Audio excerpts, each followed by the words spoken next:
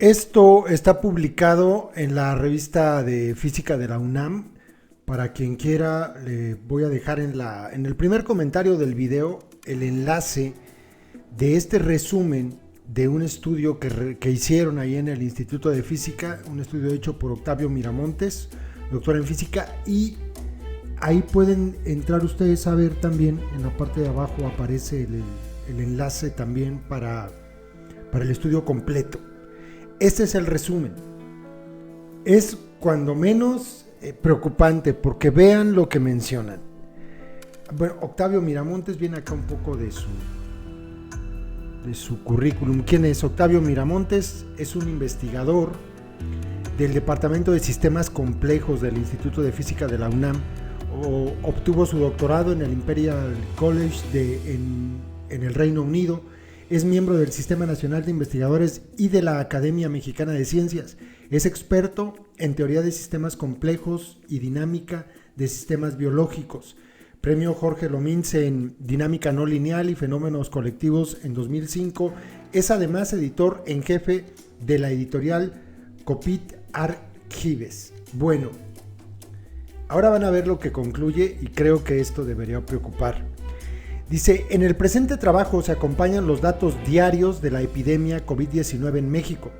Para ello se discute uno de los modelos epidemiológico más básicos y se muestra cómo puede ser resuelto para analizar las cifras oficiales de los casos positivos identificados en la República Mexicana. Esto permite explorar la dinámica de las predicciones de su evolución en un corto plazo. Adicionalmente, se explican los conceptos epidemiológicos más básicos y se hace énfasis en mostrar las herramientas computacionales que se requieren para ello. Esta última parte viene solamente en el estudio completo. Debido a su simplicidad, los resultados de esta investigación no deben ser tomados como base para recomendaciones de salud pública, sino más bien como un ejercicio para fines educativos y de divulgación. Resultados principales. México se encuentra a la fecha, esto lo concluyeron el 23 de mayo, hace 5 días, en la zona de transición de la curva de casos o máximo contagio, según se aprecia en la siguiente figura. Aquí lo vemos, ¿no? Tiene un índice de confianza del 95%. Al 23 de mayo, con el número de infectados que había, y ahí está la curva sigmoide, ¿no? Luego tiempo, tiempo desde el primer positivo en días, en X, y en Y el número de infectados. Bueno, en la que se ha ajustado una función logística compatible con los modelos tipo SIR y tipo SEIR a los datos reportados por la Secretaría de Salud. La fecha del pico máximo se encuentra entre el 31 de mayo y el 13 de julio, con el pico alrededor del 27 de junio, la línea gris vertical, ahorita la muestro completa para que la vean, con un rango de error al 95%. El pico de la epidemia, este párrafo, esta oración, tendría que preocuparnos mucho. El pico de la epidemia se ha corrido un mes desde la predicción anterior que lo ubicaba inicialmente alrededor de mediados de mayo. No debemos descartar que el descumplimiento del confinamiento para celebrar el 10 de mayo ha causado este estrago. Estamos aquí, más o menos. El 27 de junio, donde está la línea gris a la mitad de la curva, sería el pico máximo. Un mes más. Hoy estamos a 28. Un mes más, 30 días más. Donde va a seguir creciendo el número de infectados y obviamente el número de personas que fallecen. Un mes más. Luego dice, la curva con los datos positivos acumulada y su predicción es la siguiente. Otra vez con un índice de confianza del 95%. Datos del lado en Y, casos totales, 126,000. calculan, sería el máximo. Y luego tiempo desde el primer positivo en días, en X. A los 200 días estaríamos llegando a ese aplanamiento de la curva. Continúa. Predicción del número total de casos al finalizar la epidemia hacia el mes de agosto del 2020. Para entonces se habrá alcanzado la cifra de 126,000 casos totales medidos, la línea gris que está en horizontal. Predicción con datos disponibles hasta el 23 de mayo. La línea gris horizontal marca el número predicho de casos totales. Hacia el fin de la epidemia en México, de conservarse el respeto al confinamiento, pero no se está conservando. El número total de casos predichos se acercará asintóticamente al valor de 126,000 individuos positivos. Recientemente, el 13 de mayo, el gobierno de España ha dado a conocer que el porcentaje estimado significativo de la población en territorio español que resultó infectada y se mostró asintomática o con síntomas leves es del 5% de la población total. La población total es de 46,754,778 al mes de mayo de 2020. Es decir, alrededor de 2,337,739 casos. Se trata de una cifra muy baja para intentar un escenario de inmunidad por manada, pero la cifra en sí es reveladora, pues muestra que los casos ocultos es un porcentaje muy bajo. Al 13 de mayo, España contaba con 272,646 casos detectados. Entonces, el número de ocultos es alrededor de 10 veces esta cifra.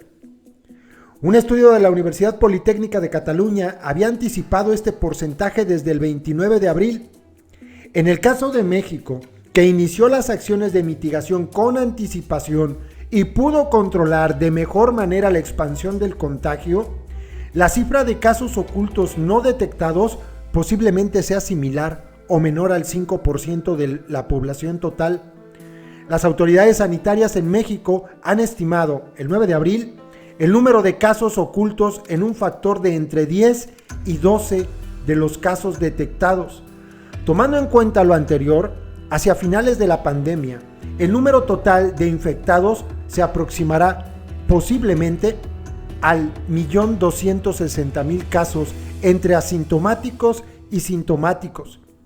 En un último ejercicio, sabemos que la población de México al 13 de mayo del 2020 es de 128,932,700 individuos. Entonces, 1,260,000 representa alrededor del 1% de la población. Esta es una cifra inferior a la de España y tampoco permitiría en México implementar una estrategia de inmunidad grupal. La única solución definitiva será la posibilidad de una vacuna. Y miren, lo dicen todos, menos Gatell. Entonces, una de dos, o todos están equivocados, o Gatell está equivocado. Movilidad. Esto es interesante también. Esto es lo que pudo haber afectado. Fíjense, desafortunadamente en México no se está cumpliendo lo suficiente con los llamados a permanecer en casa en comparación con otros países. Como lo muestra la siguiente tabla con los datos recopilados por la empresa Google entre el 16 de abril y el 16 de mayo, la cifra negativa indica el porcentaje de reducción de la movilidad en 3 categorías. México es sobrepasado por otras naciones en América Latina, excepto por Brasil. Aún encontrándose en fase 3, la población mexicana ha relajado el llamado a permanecer confinada hasta en un 10%. Es decir, atendieron las indicaciones al principio y ahora ya no. Vean. Descripción, abajo dice en restaurantes, bares y cafés, comparado España, Colombia, Argentina, Chile, México y Brasil. Solamente Brasil ha tenido una reducción menor del porcentaje de gente que sigue asistiendo a restaurantes, a bares, a cafés, y empezó más alta, con un 59% el 16 de abril, se redujo al 47% el 9 de mayo, y luego el 16 de mayo ya había aumentado a 55%. Luego las visitas a comprar comida, a farmacias, a mercados, pues bueno, esta también ha tenido obviamente pues un menor control. La gente sí se encerró, el 26% de la población. Después en mayo ya era el 17%. Y el 16 de mayo ya era el 16%. Y luego esparcimiento, que es lo más... Es que esto no tiene sentido. Parques, playas, jardines. 54% al principio, la mitad de la población, más 4%. Luego se ve cómo ha ido disminuyendo, ¿no? La gente dejó de hacer caso, el 51% el 9 de mayo, el 49% el 16 de mayo. Y dice, es necesario permanecer en casa para poner fin a esta epidemia. El pico de la epidemia se ha corrido un mes desde la predicción anterior que lo ubicaba inicialmente alrededor de mediados de mayo. No debemos descartar que el descumplimiento del confinamiento para celebrar el 10 de mayo haya causado este estrago. Y vienen las conclusiones, cortito. La pandemia de COVID-19 parece que ha tomado al mundo por sorpresa. A pesar de que existen formalismos matemáticos muy maduros para predecir y acompañar pandemias, el mundo asiste perplejo a la muerte de cientos de miles y a una de las mayores crisis económicas de que se tenga memoria. De manera sigilosa, los dirigentes políticos, con algunas pocas excepciones, guiados por el paradigma del libre mercado, se han abocado a desmantelar el sistema de salud pública en los últimos 30 años. Adicionalmente, se han transferido la producción y distribución de resultados científicos producidos por instituciones públicas a unas pocas empresas monopólicas que los guardan bajo paywalls. Por si fuera poco, algunos dirigentes de naciones poderosas, notablemente los Estados Unidos, Gran Bretaña y Brasil, por cierto, son los países que encabezan la tasa de muertes, se caracterizan por tener una actitud despectiva hacia la opinión de sus científicos. México también, y escucharon lo que dijo hoy López Obrador sobre los científicos, ¿no? Y por lo tanto, incorporan a regañadientes algunas pocas de las recomendaciones emitidas por expertos, en una actitud que bien podría ser llamada de genocida. Frente a esto, varias instituciones científicas y educativas del mundo entero han hecho un llamado a sus comunidades científicas locales para dedicar esfuerzos a los múltiples aspectos de la pandemia actual. El presente estudio nace a raíz de este llamado y principalmente como un esfuerzo para alentar a los estudiantes e interesados a acercarse a la matemática y modelo básico de la propagación de enfermedades. Como conclusiones de este proyecto podemos mencionar que los modelos tipo SIR y derivados son modelos vigentes para explicar los aspectos cualitativos de una pandemia, pero hemos visto que también pueden ser útiles para iluminar aspectos cuantitativos. Un esfuerzo mayor debe hacerse para desarrollar una nueva generación de modelos que incorporen movilidad y conducta social a nivel individual.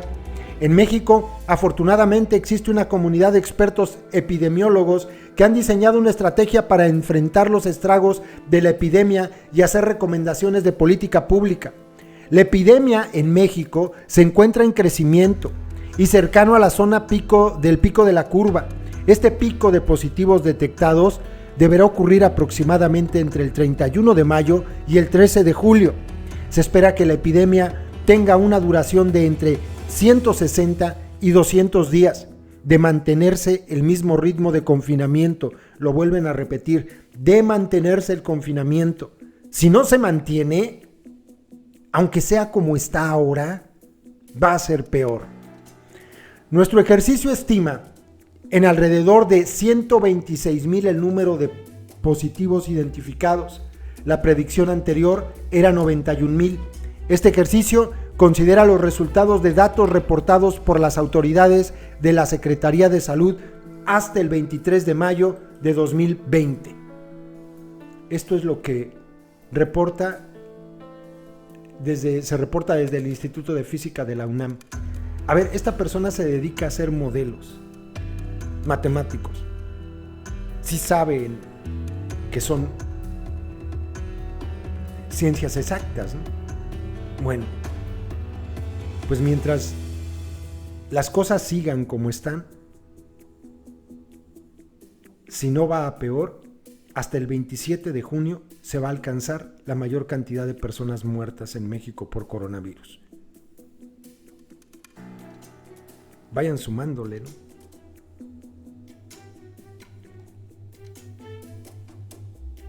Es muy fuerte. Muy fuerte. Y que se quede la frase, que me parece que es muy importante. El pico de la epidemia se ha corrido un mes desde la predicción anterior que lo ubicaba inicialmente alrededor de mediados de mayo.